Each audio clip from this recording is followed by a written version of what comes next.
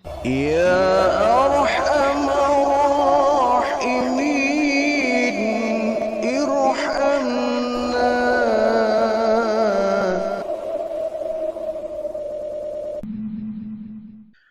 Di antara macam-macam solawat, ada satu solawat yang sangat familiar ya, sering kita baca, yaitu solawat munjiat. Semuanya insya Allah banyak hafal ya tentang solawat ini. Allahumma salli ala Sayyidina Muhammadin salatan tunjina biha min jamil ahwali wal afat wa taqdilana biha jami'al hajat wa tutahhiruna biha min jami'is sayyiat wa tarfa'una biha indaka a'lad darajat wa tuballighuna biha aqsal ghayat min jami'il khairati fil hayati wa ba'dal mamat. Salawat ini sangat bagus untuk kita amalkan ya. Ya, semua salawat sebetulnya bagus ya. Semua salawat itu bagus ya, karena inti daripada salawat adalah kita mengungkapkan keagungan dari baginda Rasulullah ya, sallallahu alaihi wasallam, mencurahkan rasa rindu kita ya, kepada baginda Rasul dengan kita bersolawat ya. Bahkan solawat ini ibadah yang luar biasa ya. Kenapa? Ketika Allah memerintahkan manusia untuk sholat, Allah nggak ikut sholat ya. Ketika Allah memerintahkan kita untuk berpuasa, Allah nggak ikut berpuasa.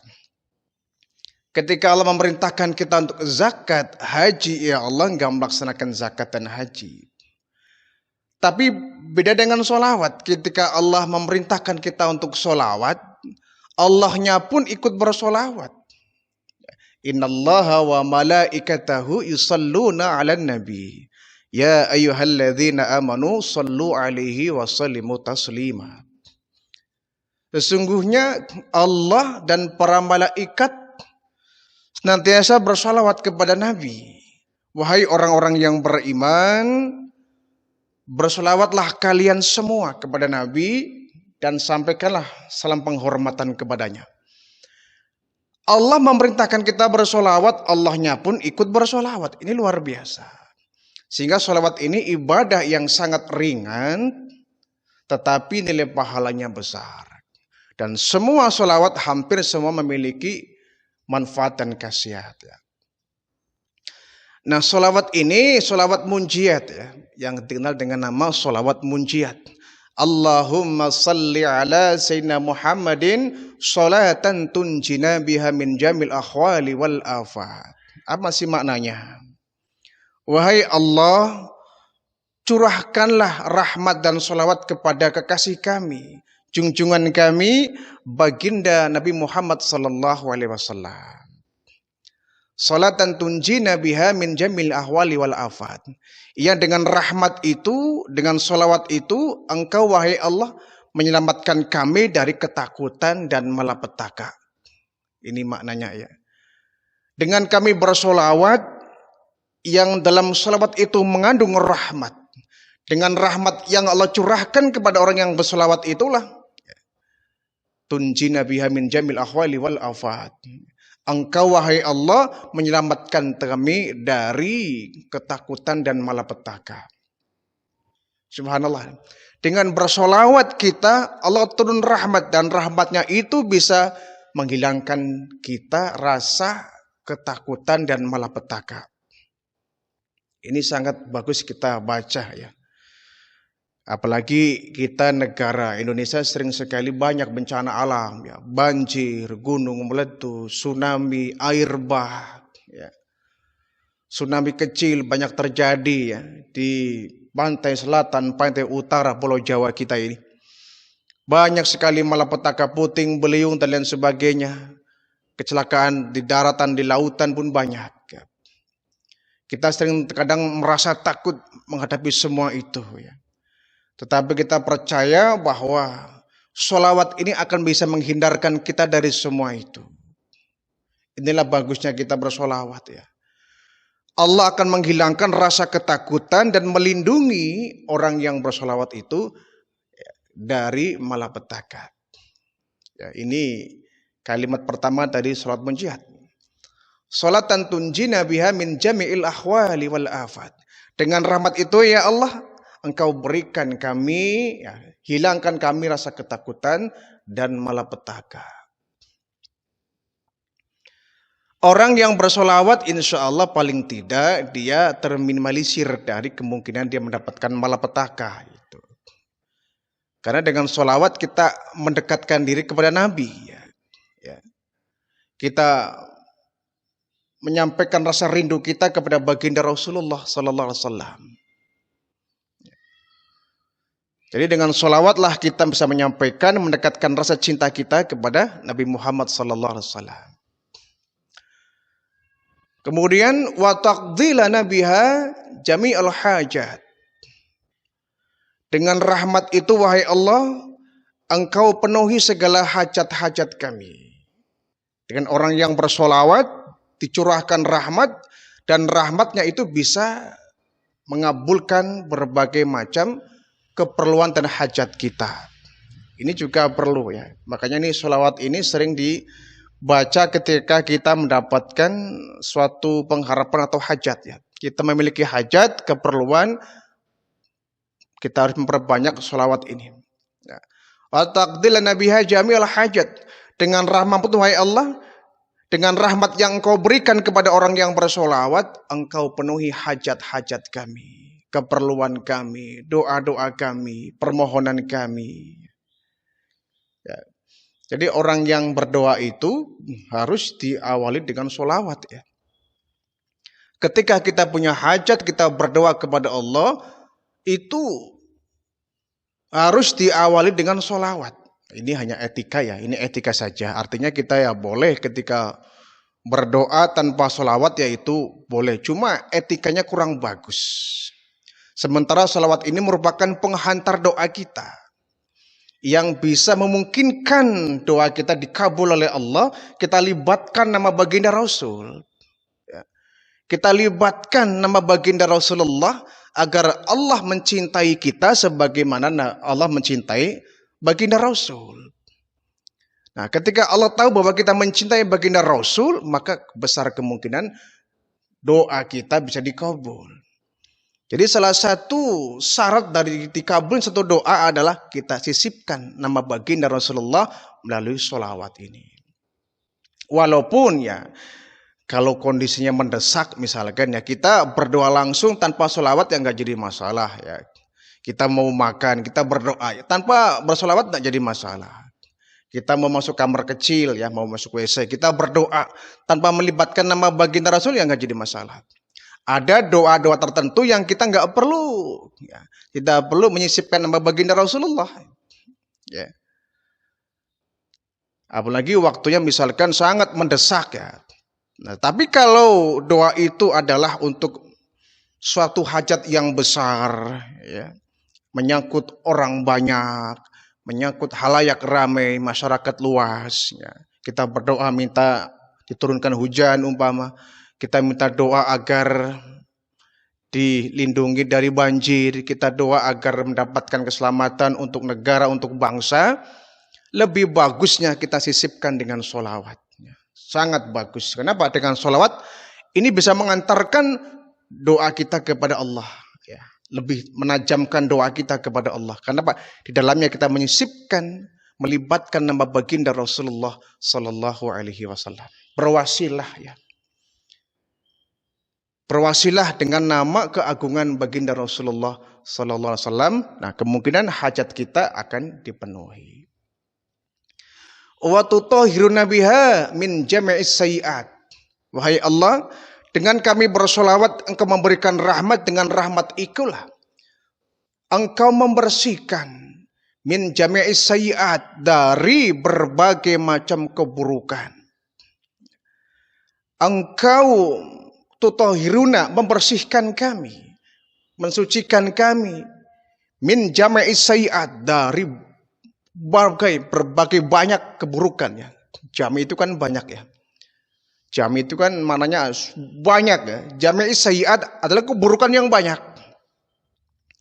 Engkau membersihkan kami ya Allah dari keburukan yang banyak.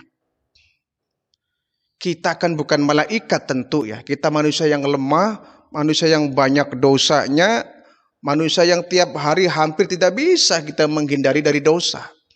Ucapan kita berpotensi dosa, lidah kita berpotensi dosa, mata kita berpotensi dosa, tangan, kaki kita, seluruh panca indera kita berpotensi melakukan suatu dosa.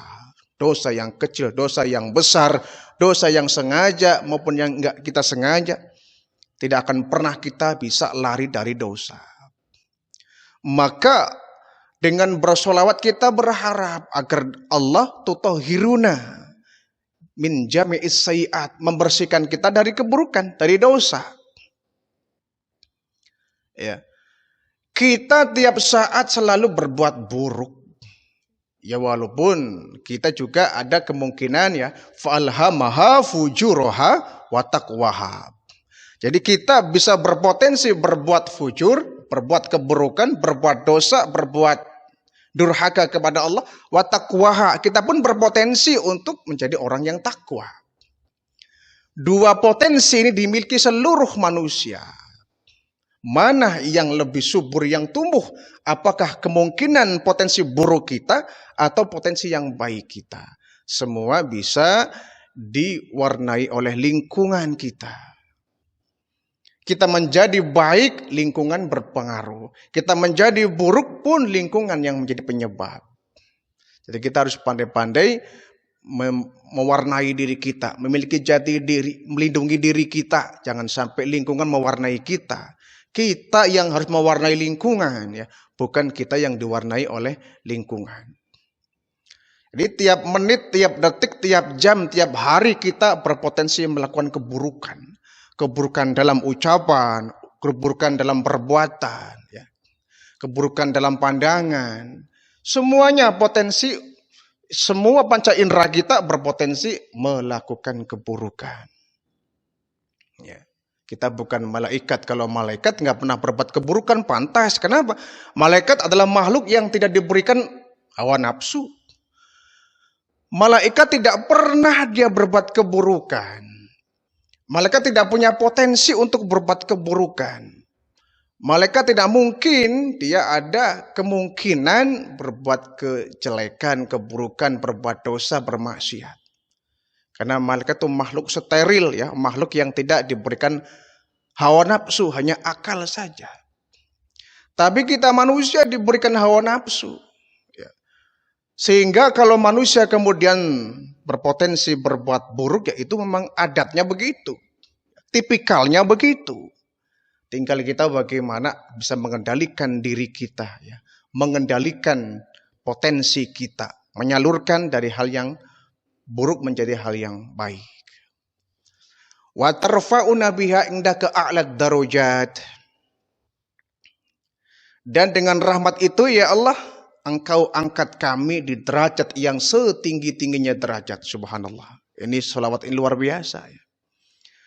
Wa tarfa'una biha indaka 'alad darajat.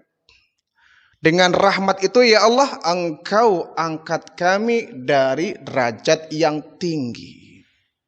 Subhanallah. Orang kalau sudah diangkat derajatnya di makom yang tinggi, biarpun satu dunia merendahkan dia, tetap menjadi orang yang terhormat. Orang kalau sudah diangkat derajatnya oleh Allah di penjara pun, di satu ruang yang sangat sempit dan gelap, tetap dia menjadi orang yang tinggi di mata Allah derajatnya. Namun sebaliknya, kalau orang sudah direndahkan derajatnya oleh Allah, diangkat apapun dia oleh manusia, tetap saja di mata Allah buruk. Setinggi apapun derajat dia, jabatan dia, pangkat dia, di mata masyarakat mungkin dia orang yang agung, orang yang terhormat. Tapi kalau sudah Allah menghancurkan derajatnya, merendahkan derajatnya, dia tetap menjadi orang yang rendah. Ya. Jadi yang kita butuhkan adalah ketinggian derajat di mata Allah, ya, bukan ketinggian derajat di mata manusia. Lah buat apa? Kita menjadi orang yang mulia dalam pandangan manusia, buat apa kalau buruk dalam pandangan Allah? Lebih baik buruk dalam pandangan manusia tapi mulia dalam pandangan Allah gitu. Lebih bagus lagi ya memang mulia dalam pandangan manusia, mulia dalam pandangan Allah, itu idealnya.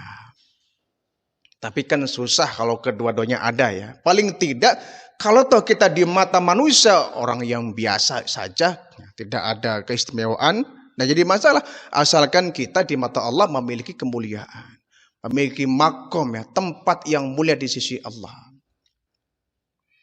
Orang yang bersolawat dia akan mendapatkan ya, tarfa'una biha indaka ala darajat, akan diangkat derajatnya oleh Allah.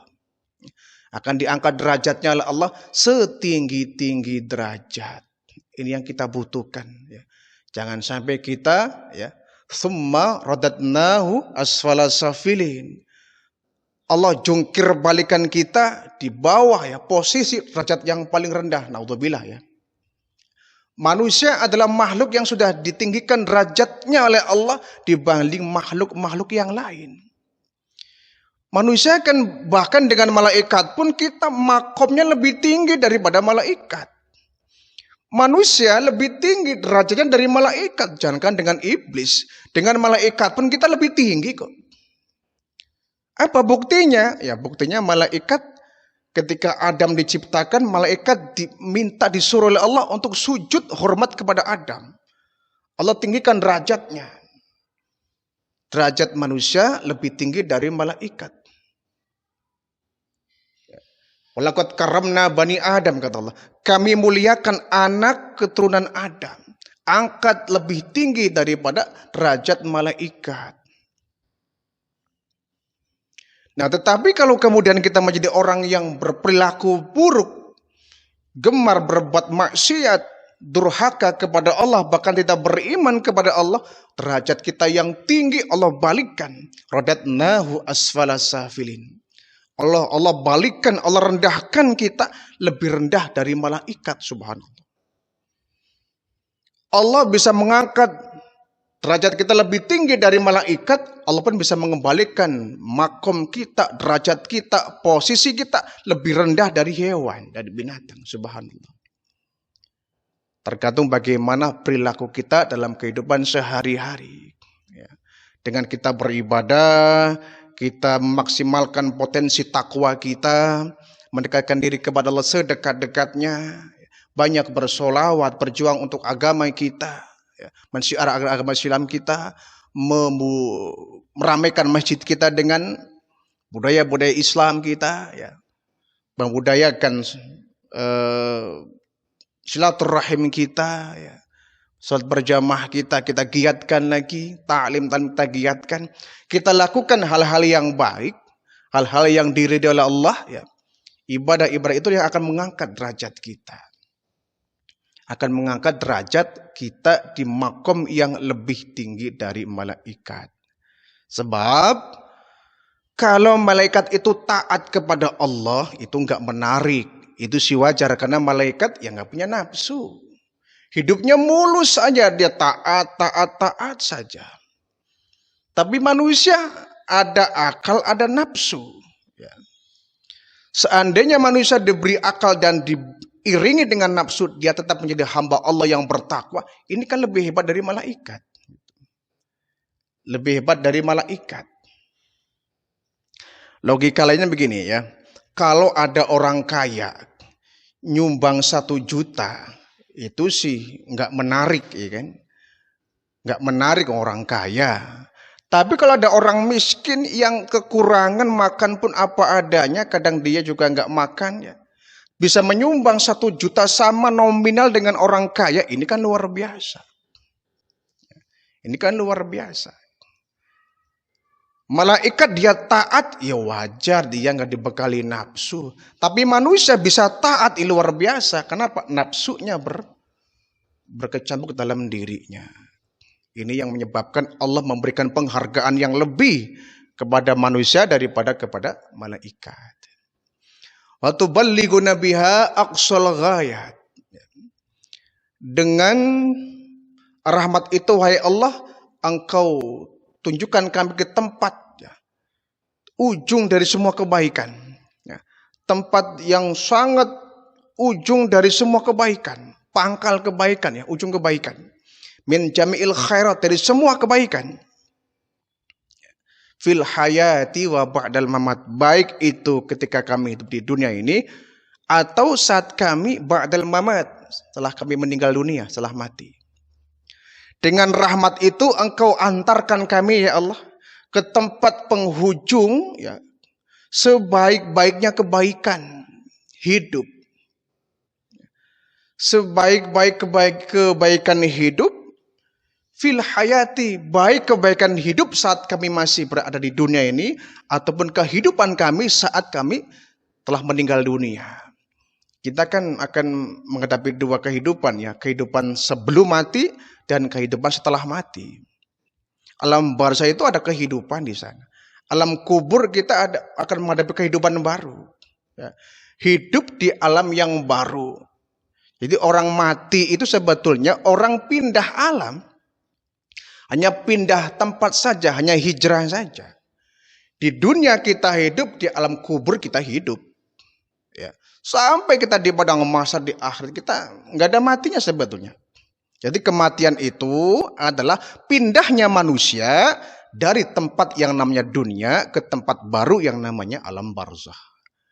Di dunia kita hidup, di alam kubur, alam barzah juga kita tetap hidup. Yang mati itu jasadnya, yang tergeletak nggak bernyawa itu ya jasad kita. Ya. Yang hancur dimakan cacing tanah, ya, itu tubuh kita yang tergeletak di lubang kubur, tapi ruh kita masih hidup. Jadi kita masih hidup. Orang tua kita yang sekarang di alam barzah, mereka nggak mati. Orang tua kita, tetangga kita, kerabat kita yang sudah meninggal dunia di sana, dia nggak mati sebetulnya, dia masih hidup.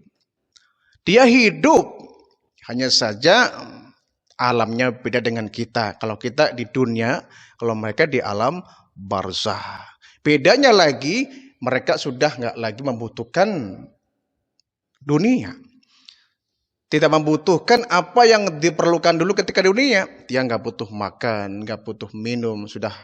Itu kan kebutuhan fisik ya, kebutuhan badan. Sementara roh kan sudah nggak berbadan, ya.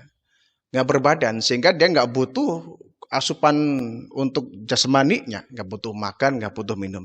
Yang dibutuhkan orang di alam barzah adalah kiriman doa dari yang masih hidup.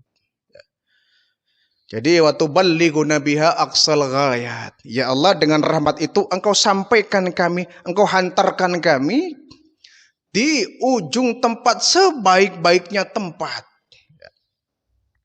Tadi semua kebaikan, di ujung semua kebaikan. Baik itu kebaikan kami di dunia maupun kebaikan di akhirat.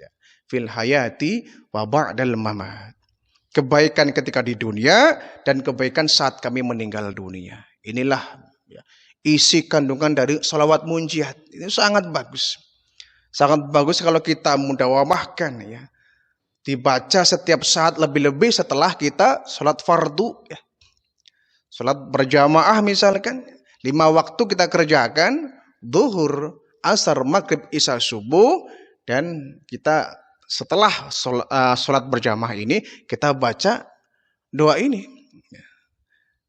sholawat munjiat namanya, sehingga ini bisa memungkinkan kita untuk bisa dihindari dari malapetaka, dihindari dari ketakutan, kemudian hajat kita terpenuhi, ya. Kemudian keburukan kita dihapus oleh Allah, kita diangkat derajatnya setinggi-tingginya derajat, kemudian kita disampaikan kepada kebaikan, kebaikan fil hayati wa ba'dal mamat, kebaikan ketika di dunia ini dan kebaikan saat kita menghadapi mati,